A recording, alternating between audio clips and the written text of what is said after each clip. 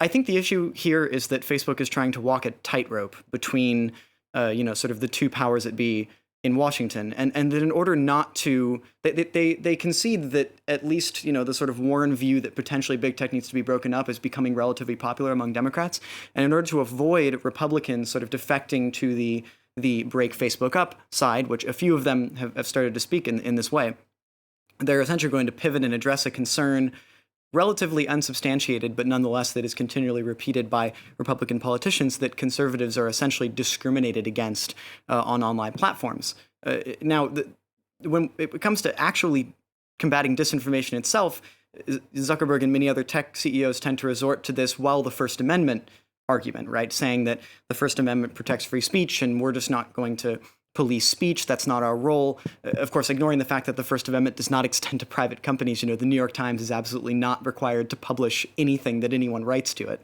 Right, including political ads. Yes. And that gets to the heart of the matter, which is back in 2016, Facebook was still denying that it was indeed a publisher, because that's what it is, right?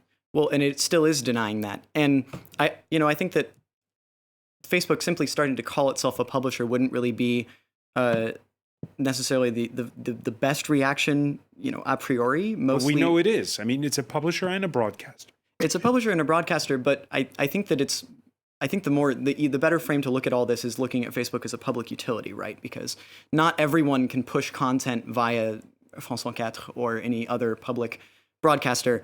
Although everyone has to use electricity and water and sewage, right? So looking at tech companies as a public utility is potentially a better way to look at ways to regulate them as a natural monopoly, if you believe that's the case. But that might not be the case if these companies end up getting broken up.